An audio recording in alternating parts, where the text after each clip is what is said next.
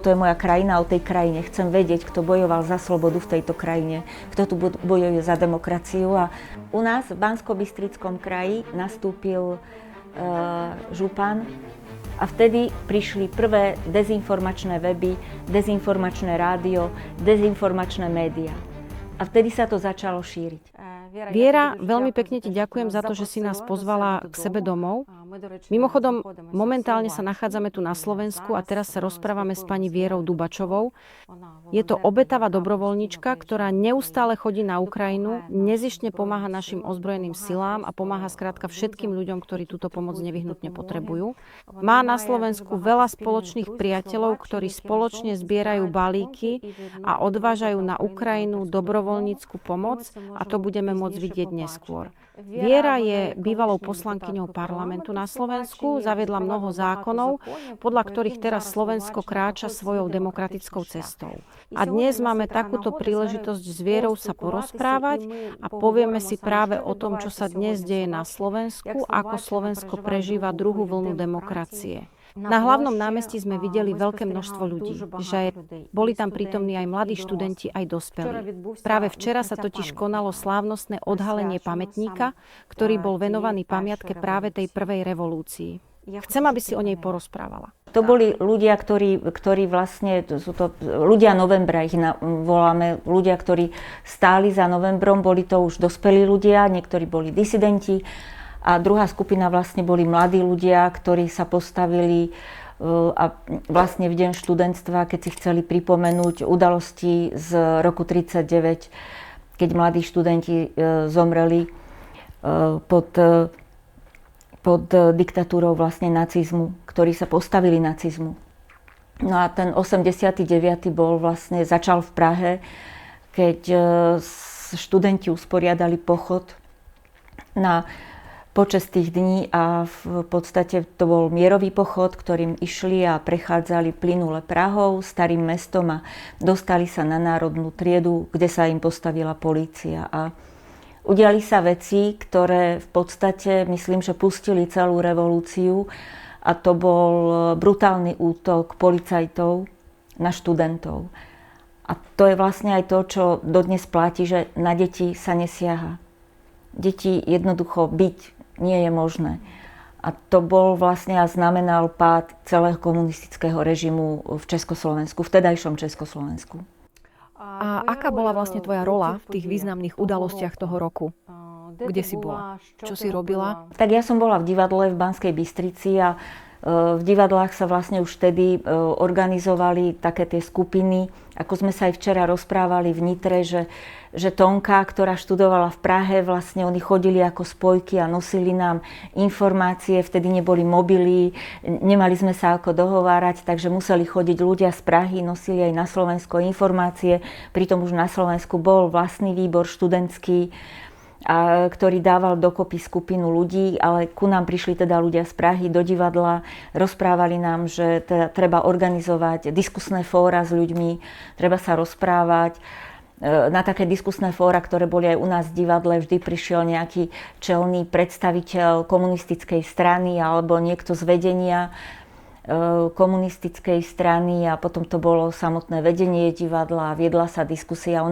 Tá diskusia bola zo začiatku zastrašujúca, pretože sa nás samozrejme snažili zastrašiť a nikto v tých začiatkoch neveril, že ten komunizmus padne a že naozaj, že tá diktatúra je vlastne na konci. A mala si vtedy vieru?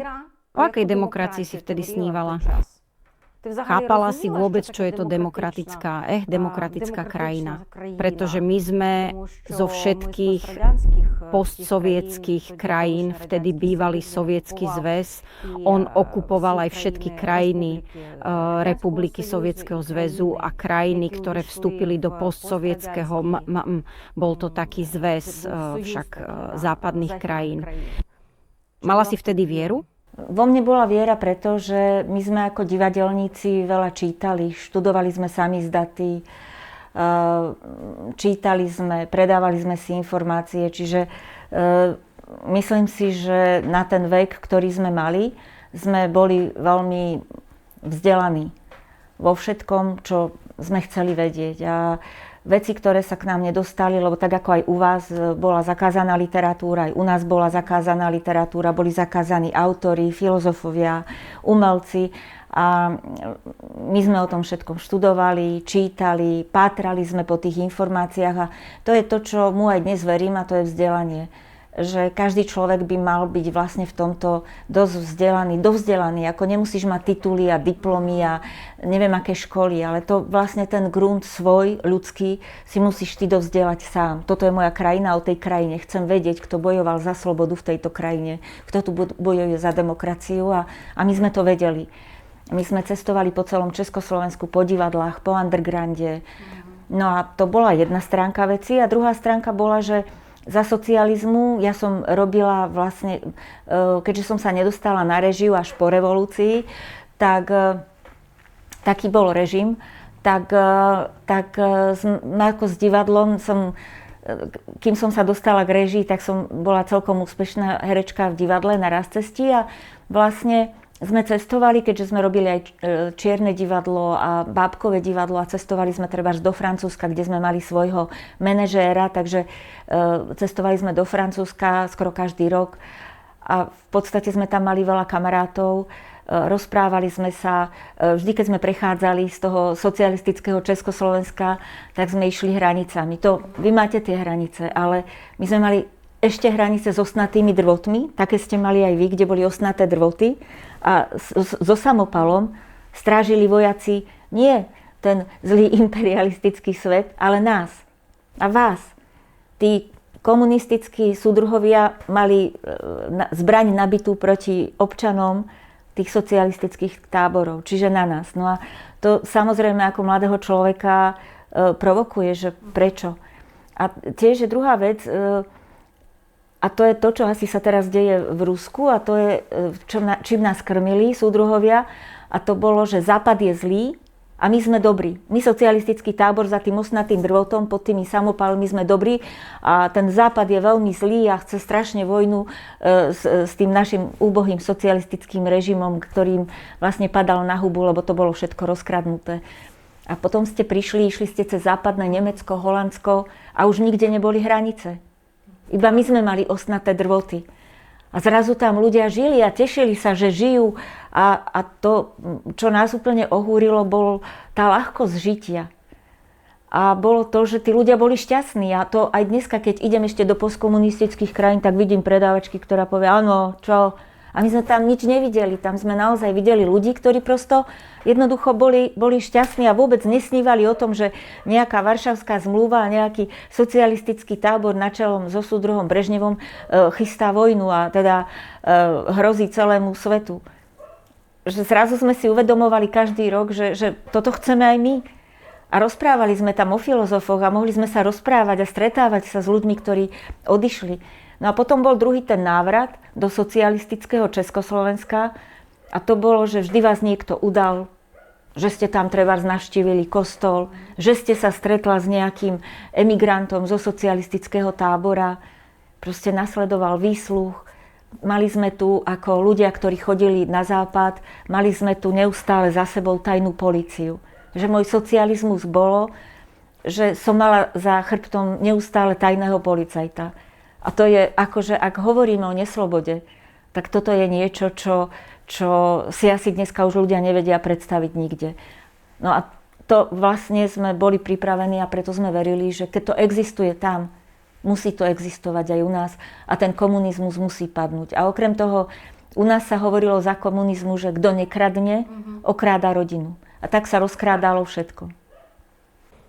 Pamätám si, že si to včera hovorila práve študentom. Prečo? Čo by si chcela teraz študentom povedať, ako to vtedy vyzeralo a ako by mali napredovať ďalej v slobodnom a nezávislom štáte? My sme dosiahli tú revolúciu a študenti vlastne, ktorých sme včera navštívili, sa narodili v krajine, ktorá je v Európskej únie, kde sa musia zdvíhať platy aj dôchodky starým ľuďom, pretože Európska únia na to tlačí. Keby tu boli súdruhovia, keby súdruh Fico nemal nad sebou Európsku úniu, tak tí ľudia majú dnes dôchodok 100 eur. Ale tá Európska únia vždy dá hranicu a vlastne naozaj sa musia na to vyrovnávať platy, základné platy, dôchodky. A druhá vec je korupcia, nesmie sa rozkrádať a všetko musí byť neskutočne transparentné. A to vlastne po tej revolúcii bolo, že som sa začala angažovať v neziskovom sektore, občianskom sektore a v to hlboko verím v otvorenú občiansku spoločnosť vyzretých ľudí. A to bola jedna vec. A druhá vec bola, že som sa stala antikorupčným aktivistom a uvedomila som si, že to, čo ja môžem urobiť, tak ja môžem bojovať ešte s tými postkomunistickými súdruhmi, ktorí zostali v mestách a v tých krajoch a proste takéto papaláštvo naše postkomunistické, prehnité, tak môžem ako antikorupčný aktivista vlastne ich sledovať, môžem sa prihlásiť ako nezávislá, nestranická poslankyňa v parlamente mestskom, obecnom. Budem nezávislá poslankyňa, nemôžu ma ničím podplatiť, lebo to, čo mám najcennejšie, je moja sloboda a moja tvorivosť, moja hlava. Takže ja som sa hneď pustila, vlastne angažovala vo veciach. No a medzi tým sa nám podarilo dostať do Európskej únie, takže títo mladí ľudia, ktorí včera boli na tej prednáške alebo na tej diskusii, tak zažívajú krajinu, kde nie sú hranice. Ty keď sa teraz, Táňa, postavíš v Nitre a pozrieš sa pred seba, tak ty môžeš prísť až k Atlantickému oceánu. A nebudú tam žiadne hranice. A máš eurá a môžeš si platiť svojim eurom a kúpiš si za to zmrzlinu a kávu kdekoľvek. A to je strašný pocit slobody. A ešte, keď ideš, tak stretávaš úplne obyčajných, normálnych ľudí a väčšinou sa tí ľudia na teba usmievajú. Bola som v Kompostele, som dávala síce iba 200 kilometrov v Španielsku do Kompostely, keď som išla púť, pešo, ale vtedy som si tú slobodu užívala, že toto je strašne fajn. A že tá sloboda, tá demokracia ti prináša túto ľahkosť bytia, to je jedna vec. Ale druhá vec je, dneska sme trošku, že kde sme sa dostali, druhá vec je, že demokraciu a slobodu treba chrániť. A ku demokracii sa treba neustále vzdelávať. A najväčšia vec nad všetkým sú ľudské práva. Že to, čo tá demokracia priniesla a čo sa v tých postkomunistických krajinách stále ešte tak nejak nosí, je ľudské práva. U nás sa kedysi nevravelo režisérka. To patrilo chlapom. Tak sa hovorilo režisér. Viera, ty si režisér? Nie, režisérka. Ani si neviem predstaviť, že by niekto povedal, že ona je režisér. Že už je to, až to píli uši, až to vraví, že to si kde. A už sa to ani nepoužíva. Tak ako si ľudia zvykli triediť odpad. A keď sa začal rozpad Slovenska, vráťme sa ešte o kúsok späť. Čo hovorili tvoji rodičia? Ako to vnímali? To už moji rodičia boli na dôchodku. Vlastne tu nastúpil Mečiar a bola to politická rozlúčka krajiny, ja som Čechoslovák. Navždy zostanem Čechoslovák a Praha zostane v mojom srdci hlavným mestom. Myslím si, že sme sa doplňali a že to bolo veľmi dobré a koniec koncov bola som veľmi pyšná, že máme prvého prezidenta Václava Havla. A to bola teda jedna vec. A druhá vec je, keď teda Klaus s Mečiarom krájali Československo. Bol to dohovor ich dvoch. Veľmi ťažko sme to znášali. Bolo to úplne nepriateľné pre nás a rovnako aj môj otec. On to, myslím, že otec to viac vnímal, ako že je Čechoslovák ako mamka. Potom sa začali diať veci, že v podstate my sme tu mali Mečiara, čo je podobný Ficovi. Ten sa hovorí, že Fico je pokračovateľ Mečiara. Čiže to Slovensko si prešlo už vtedy. A to bolo veľmi dôležité, možno aj preto, čo sa teraz deje, že ten Mečiar bol taký ešte starý súdruh, dobrý so všetkými tými komunistickými nánosmi, s tým papaláštvom a s tým svojím, ja to nazývam mačizmom, že v tých postkomunistických krajinách chceme mať nejakého chlapa, takého silného heterosexuálneho chlapa, ktorý tak buchne po stole, občas dá žene, buchne ju po zadku, v kuchyni, pri stole a chce, aby žena bola taká pekná, vymalovaná a on bude riadiť svet. A to je taký úplne, že ten najhnusnejší Brežnevovsko, Stalinsko, neviem aký, že ten svet ovládajú takíto muži, tak to je už pre mňa, že mi normálne naskakuje husia koža. Cítim to v postkomunistických krajinách. A toto sa nám podarilo odbúrať na Slovensku. No ale vrátim sa k tomu Mečiarovi, čiže dostal sa do vedenia ten Mečiar, ktorý bol takýto predstaviteľ takého ešte toho postkomunistického papaláštva. a vlastne začal svoju diktatúru, ale čo bolo úplne najhoršie, začal si upevňovať tajnú službu, začal privatizovať. Mečiar sprivatizoval, čo sa dalo, čiže kamarátom rozdal podniky, ktoré fungovali, rozdal za korunu. A tí kamaráti, keďže v živote neboli biznismeni ani manažéri, nevedeli to riadiť, takže že tu sa rozpadali podniky so stovkami zamestnancov a to Slovensko začalo vážne padať. A oni to všetko samozrejme vykrádali a tunelovali. No a vtedy sa dostalo v tom období do najvyšších kruhov mafia.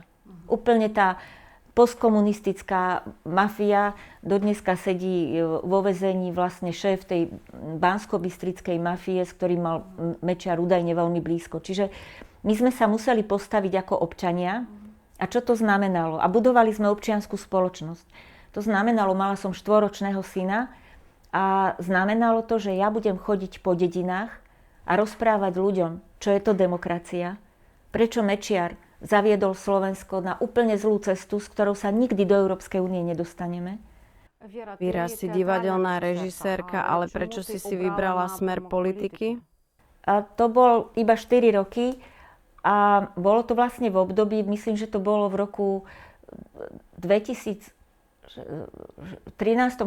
nastúpil u nás v kraji, u vás je to asi, neviem ako sa volajú, také veľké územné celky. Kraj, u vás je to ako napríklad celý Charkivský región, tak aj u nás sú také kraje. U nás v Banskobystrickom kraji nastúpil župan fašista. Bola to strana, ktorá mala všetky znaky fašistické a pre nás a pre mňa ako ľudskoprávneho aktivistu, čo doteraz som tu nespomenula ľudské práva, ale demokracia je hlavne o ľudských právach. O rovnakých právach pre všetkých. Tá demokracia neexistuje bez ľudských práv. Čiže práva pre dôstojný život pre všetkých ľudí bez rozdielov. No a to sú hlavne práva menšín. A hovorí sa, že tá demokracia je taká silná, aké práva tam má aj tá posledná menšina. A ak tá posledná menšina žije zle, alebo niekto žije v chudobe, tak je to zlá demokracia. Ak nie sú brané práva homosexuálov, ak nie sú brané práva Rómov rovnako, tak je to zlá demokracia. A toto je vlastne, to bolo hrozne dôležité, že k nám prišiel fašista. A čo si urobila? No, postavil sa obrovský občiansky protest, čiže my sme sa všetci spojili, založili sme Not in Our Town. To bola organizácia v Amerike, nie v našom meste, nie v našom horode. Nie je fašista v mojom meste. A my sme sa všetci spojili. Tá organizácia bola úplne prelomová, pretože sme sa pospájali učitelia, pedagógovia, kňazi, študenti, robotníci, proste naprieč a dodneska funguje tá organizácia. Bolo to ako revolúcia. To bola proste nezisková organizácia a my sme museli proste neustále chodiť po kraji a vysvetľovať znovu, ako v tom 98. ľuďom, prečo je ten fašizmus zlý. No a do toho sme nemali podporu treba z Bratislavy, nemali sme financie a zblížili sa voľby. A báli sme sa, že ten fašista vyhrá aj o 4 roky. A v tú chvíľu mi napadlo, že asi jediné, aby som mohla ďalej cestovať po tých dedinách a mestách, ako ten župan fašistický, ktorý má plné vrecká peňazí, tak bude musieť niečo urobiť. No a rozhodli sme sa, že vstúpim do politiky. Ak sa mi podarí, dostanem sa do parlamentu. Bola si tam s priateľmi, alebo si tam bola sama? To dostať sa do politiky nie je také jednoduché, čiže že proste ako je to dosť ťažké, zvlášť keď si opozícia, pretože ten volebný systém je u nás veľmi zlý, že tá najväčšia strana vždy je niekto, kto má 100 000 hlasov, ale potom je tam posledný nejaký starosta z dediny s 500 hlasmi sa dostane rovnako do parlamentu ako ten s tými 1000 hlasov. Že je to taký ako veľmi podivný systém, ale my sme museli na tom veľmi pracovať, aby sme mali tie 10 000 hlasov a bola to veľmi tvrdá práca. To znamená, že si vlastne každý deň bola v dedinách, v obciach vysvetľovať, vzdelávať, rozprávať sa s ľuďmi, cestovať. Podarilo sa mi dostať sa do parlamentu, bola som tam 4 roky, ale čo sa mi podarilo a vďaka parlamentu bolo, že som mohla financovať rok, že ten celý kraj mal 13 okresov a 13 hlavných miest. A ja som si z tých miest hľadala aktivistov a ľudí, ktorí sa za mňa postavia. Nájdeme niekoho, kto bude župan a postaví sa proti tomu fašistovi. Bola to veľká makačka, bol to skoro až divadelný scenár, lebo som naozaj rok poctivo chodila, hľadala si ľudí. Našla som skupinu 27 ľudí z celého regiónu, antikorupčných aktivistov. Boli to veľmi vážení ľudia, boli to ľudia, ktorí už niečo dokázali, či to boli environmentalisti, alebo to boli učitelia, alebo to boli študenti. A dali sme dokopy tím, boli tam aj starostovia, primátori. Dali sme dokopy tím a potom sme oslovili pána Luntera, ktorý teda prijal našu ponuku kandidovať na župana a vyhrali sme. Za aké peniaze si to robila? Z vlastných peňazí či ako? Áno, bola som v parlamente. Ten parlament nám poskytoval a poskytuje, myslím, že každý parlament poskytuje veľmi dobré peniaze. A vlastne okrem toho, že pracuješ na zákonoch a dôležité je nie, aby poslanec chrlil zákony, alebo aby dal zmysluplné zákony, aby mal nejakú kontinuitu, aby vedel, odkiaľ kam ide. No a ja som bojovala za občiansky sektor, za občianske práva, za ľudské práva, kultúra, keďže som režisérka. A to boli veci, na ktorých mi záležalo a ktorých vlastne v týchto veciach som aj v rámci tej legislatívy pokračovala. Takže že podarilo sa nám a hrozne je dôležitá tá mentalita víťaza. Ale ty neustále držíš ruku na pulze a naďalej si v politike práve so študentmi, s tými, ktorí tam boli, alebo nie? Ja už nie som v politike, ja som odišla z politiky. Ale toto líderské hnutie, ktoré sme videli na pódiu, to, čo robíte, to predsa vychádza priamo zo srdca. Prečo práve takto? To je občiansky aktivizmus. Ja si píšem, že som režisérka a aktivistka. Ešte v tých 90. rokoch som našla som si ťažko postihnutých ľudí s Downovým syndromom. Urobila som s nimi divadlo a chcela som ukázať, že aj ten socializmus bol ako ústav, kde sme boli všetci zatvorení. A naskúšali sme inscenáciu a tá inscenácia bola veľmi slávna, dostali sme sa na festivaly, ale ja som si uvedomila, že asi založím divadlo a že tých ľudí už nevrátim do ústavu. Takže sme založili divadlo s mentálne postihnutými ľuďmi, ktoré je dneska profesionálne divadlo. Tí ľudia majú vzdelávanie, chodia do práce, do divadla a chodia po celom svete. Moja rozlúčka s divadlom bola, keď sme boli na turné po Spojených štátoch amerických. A to chcem povedať, že to je práve tá sila toho občana, že ja som mohla. Že som mohla založiť takéto divadlo, že som mohla ukázať, že sú tu aj takíto ľudia. To je integrácia. Čím viacej takých ľudí bude medzi nami, tým budeš ty lepšia. Tým budeš ty mať väčšiu empatiu. Ak budú takíto ľudia v školách, a už sú u nás, dneska sú vlastne integrované školy a to je Európska únia, to podporuje. Toto je vlastne ten program toho, keď som bola v Amerike a prednášala som v San Antóniu v triede, tak tam boli aj ľudia, ktorí utiekli z Kuby, z komunistickej, ale boli tam aj zdravotne postihnutí ľudia. A tí študenti sa k ním správali neskutočne. A vlastne som si uvedomila, že to veľmi, veľmi zdvíha empatiu. Ak my nevzdelávame k empatii, tá krajina nebude lepšia. Budete mať oligarchov, budete mať zemepánov, ktorí budú vlastniť zem, ale nebudú cítiť tých ľudí.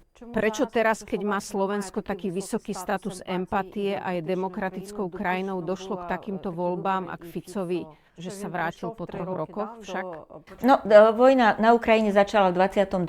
a to bolo veľké šťastie, že tu bola demokratická vláda. Minister vtedajší Jaro Naď neskutočne pomáhal Ukrajine, rovnako ako pani prezidentka, ako aj druhý predseda vlády, ktorý vlastne bol s tým Jarom Naďom v jednej vláde. Predseda vlády bol aj v Kieve náš, Edo Heger. A to si myslím, že to bola veľká vlna solidarity, aj Slovenska, aj vôbec. To bolo obdobie, keď 6 miliónov žien a detí utieklo za hranice. A keď sa začala tá vojna, prejavila sa tá obrovská solidarita. Ale my sme mali šťastie, že tie prvé 2 roky naozaj boli ľudia, ktorí podporovali Ukrajinu, ktorí stáli na strane Ukrajiny a ktorí mali pevné miesto. A mali sme pani prezidentku Zuzanu Čaputovú. Nedávno navštívila Ukrajinu a veľmi pekne ju tam prijali. A potom vlastne prišli naše voľby, predčasné. A tie predčasné voľby znamenali pád demokratickej vlády. A ja sa domnievam, že už vtedy bola hybridná vojna alebo ruská dezinformačná vojna na Slovensku v plnom prúde. Kto vlastne uveril tejto informácii? Aké všetky mediálne kanály to sprevádzali, aby sa hlasovalo za Fica? Tie informácie u nás neboli sme dôslední v boji s informačnou vojnou. Neboli sme dôslední, podcenili sme to. Tá informačná vojna začala, preto som povedala, že fašista Župan Kotleba sa dostal v 2014. Tá hlavná začala v 2013. A za to, že sa dostal ten fašista tam, už jeho podporovalo Rusko. A vtedy prišli prvé dezinformačné weby, dezinformačné rádio, dezinformačné médiá. A vtedy sa to začalo šíriť. Ale nikoho nemohlo napadnúť, že to je príprava na 2014, keď začala vojna na Ukrajine a vlastne prišlo k anexii Krymu. A vôbec už nikoho nemohlo napadnúť, že tá dezinformačná vojna bude mať také veľké chápadlá a také veľké dohry. Bolo to 10 rokov príprav. Že to bola taká príprava na veľkú vojnu na Ukrajine. A do toho prišla korona. A ja si myslím a domnievam sa, že v tej korone tie dezinformačné weby začali proti očkovaniu a celá tá protiočkovacia dezinformačná scéna, to je vlastne dneska tá proruská, hybridná, vlastne celá tá scéna. Trolie farmy. Veď ten Putin vrážal miliardy do hybridnej vojny, do trolích farm. Že odfotila som sa proste, keď som bola poslankyňa s človekom, Michalom Kocábom, ktorý bol podpredseda vlády a vďačili sme mu, že všetky vojská ruskej a varšavskej zmluvy, ktoré sem prišli v 68. museli opustiť Československo. Odfotila som sa a za 3 hodiny som mala 17 000 výhražok. No, nebolo to 17 000 ľudí, ale vtedy som si uvedomila, aká obľudná je tá trolia farma. Prečo si išla práve na Ukrajinu a začala pomáhať ľuďom? Kam si išla? Ako si sa to dozvedala? A kto ťa tam vlastne vtedy čakal? Tatiana, už keď sa začala anexia Krymu, my sme protestovali. Ako je nepredstaviteľné, a to som prežívala veľmi ťažko, vpád a 10-dňovú vojnu v Gruzínsku. A je to preto, lebo v 68. tu po tejto ulici pred domom išli ruské tanky a mierili na nás. A na nákladných autách išli vojaci a mierili na nás. A ja som bola malé dieťa. A všetci tu plakali, že je vojna a že prišli Rusi. A od toho, že do 68. to Československo bolo veľmi dobre naštartované ekonomicky. A potom sme sa dostali pod ruskú čižmu. A živili sme v Československu dokopy bolo okolo 400 000 ruských vojakov s rodinami. My sme to živili. A v tú chvíľu sa začala normalizácia. Začalo sa prenasledovanie a normalizácia. A ja som vlastne svoj život prežila v normalizácii. Súdruh riaditeľ ma nepustil skoro ani na strednú školu. Čiže že ja som ten útlak cítila od malička. A nikdy nezabudnem na tie ruské tanky. Preto keď som sledovala vlastne už to Gruzínsko, Čečensko, tú prvú vojnu čečenskú, druhú, Gruzínsko, anexiu Krymu, tak vo mne narastala totálna obava a protest, že svet musí niečo urobiť. A keď začala vojna, a naozajstná vojna, a keď proste tí Rusi spustili tú vojnu u vás, tak my sme mali už večer protest, my sme založili v noci mier Ukrajine a na druhý deň sme už pochodovali tisíce ľudí pred ukrajinskou ambasádu. A ja už som po prvom týždni išla na Ukrajinu. Nebala som sa. Prečo si nemala strach? Predstava, že sa Rusovi treba postaviť. Ako pre mňa je Rus okupant a terorista. Je to proste človek, ktorý sa nikdy nezastavil pred ničím. Nikdy. Ja som bola, keď som mala 13 alebo 14 rokov v Sovietskom zväze a ako dieťa si to pamätám ako malý horor. lebo bola tam dcéra konzula a rozprávala mi, ako sa k nej chovajú žiačky, komsomolky v triede, ako jej odstrihli vrkvoč, lebo mala zrazu také páskové silonové ponožky sa nosili a ona prišla tak moderne oblečená, tak ju zohavili. A potom vlastne som videla, ako milicionár na ulici kope človeka. Milicionár na ulici kope človeka. A ten človek mal medaile a vykrikoval, že ja som hrdina veľkej druhej svetovej vojny. A ja som sa na to pozerala a ja som neverila. Potom v noci som videla kopec opitých ľudí a videla som ženy, ktoré robia na žeriave. A videla som, prosto pre mňa to bol taký šok. A bola som v domácnostiach, vo Volgograde, v centre, kde nemali kuchynskú linku. V 60. rokoch. Nemali kuchynskú linku a toaletu mali takú vo vnútri. A môj otco mi hovoril, o tomto nesmieš nikdy hovoriť. Keď sa vrátiš do Československa, nesmieš o tom hovoriť. Ale potom bolo každý deň viacej a viacej vecí, o ktorom som nesmela hovoriť. A teraz to dieťa si vraví, a prečo o tom nesmiem? A tu bol tiež socializmus. Preto som tu nesmela hovoriť. Včera na Majdane priamo na hlavnom námestí ste verejne čítali manifest. O čom je tento manifest? Je to vyhlásenie občianskej spoločnosti. Vyhlásenie občianskej spoločnosti, ktorá vlastne už nehodlá ďalej tolerovať rozbíjanie demokracie. Pretože to, čo Fico robí, je deštrukcia demokracie. A ak by sa niekto choval ako Putinov agent, nekonal by inak, ako koná Fico. A možno je to aj preto, že ten Fico si chodí sám do Kremla po isté noty, ako my hovoríme, že skutočne sa u nás naozaj začalo útočiť na to najcennejšie, a to je demokracia. A to sa začalo cez zákony. A tá legislatíva je veľmi dôležitá. Čiže to bol manifest za to, aby sme zastavili deštrukciu demokracie. Bolo to super pôsobivé. Dnešné médiá, televízia, o čom to vlastne hovoria? A aké informácie idú práve o Ukrajine?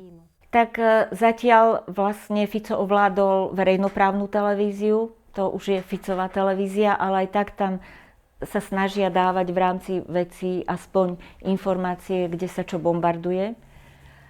Potom tu máme komerčné televízie, z toho asi len jedna je taká, ktorá myslím, že ešte drží objektívne správy. A to je právne hrozne dôležité, je nezávislá žurnalistika. To je to, čo je pilier demokracie, je nezávislá žurnalistika. Že tú žurnalistiku nesmie nikto ovládať. Nesmie ju ovládať politická strana, oligarcha. Tá žurnalistika by naozaj, tá novinárčina mala byť nezávislá. A to je veľká hrozba. Nezávislé súdy a celý právny systém a žurnalistika. To je pilier demokracie. Čo konkrétne dnes chceš pre Slovensko a pre Ukrajinu? Na Ukrajinu chodím a stále pomáham. A musím sa priznať, že aj keď som dotočila, alebo ešte stále som v procese, keď teraz striháme už taký veľký film o ľuďoch, ktorí chránia Ukrajinu, ale chránia aj náš mier, tak neustále tam chodím, lebo tam mám veľa priateľov a oni sú práve v tých oblastiach, že Donetská, Kupianská, Chersonská a potrebujú tú pomoc. A ani neviem, či viac potrebujú tú pomoc, ktorú nosím, alebo potrebujú to, že tam prídeš, že tam príde niekto tisíce kilometrov a povie im, že aj ja som tu pri vás. A ja to cítim, vždy keď tam prídem, tak cítim, že práve to, že tam vtedy zabrzdím a že je tam iná značka auta, že pre tých ľudí, ktorá povie, Viera, už tu týždne nikto nebol, že pre mňa to je ako keby som sama bojovala a bola tam s nimi. A to viete, že teraz je to čím ďalej ťažšie, ako vlastne sa začali aj tie, ako chodíme už popod tie sieťky, alebo pomáhame napríklad, lebo u vás je veľmi skvelá osoba, ktorá sa volá Katarína Pajerská. Je to volontérka, ktorá je pre mňa asi, nepoznám väčšieho volontéra, okrem toho, že poznám celú skupinu Slovákov a Čechov, ktorí tam chodia a odovzdane pomáhajú. Ja chodím s Katkou Pajerskou, alebo chodím s kamarátmi zo Spolu Ukrajine a nosíme humanitárnu pomoc práve na východ, alebo už teraz sa zase aj do Sum nosí, lebo ako sa tá situácia zmenila. Tak tak sa pomáhame napríklad aj v takých tých oblastiach za Iziumom, kde sú zbombardované celé dediny a ľudia tam musia prežiť zimu. Čiže Katka tam opravuje domy.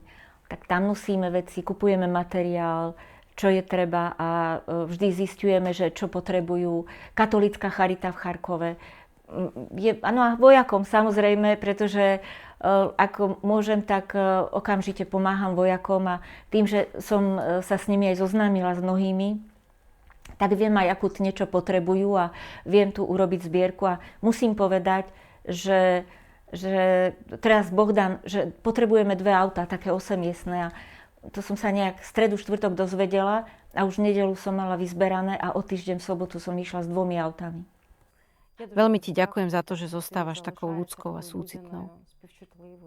Za to, že veríš v hlavné princípy ľudskosti, demokracie, za to, že pomáhaš Ukrajine. Chceš, aby československý národ žil slobodne v rámci Európskej únie. A prajeme si, aby to bolo aj na Ukrajine a aby vojna na Ukrajine skončila. Sláva Ukrajine!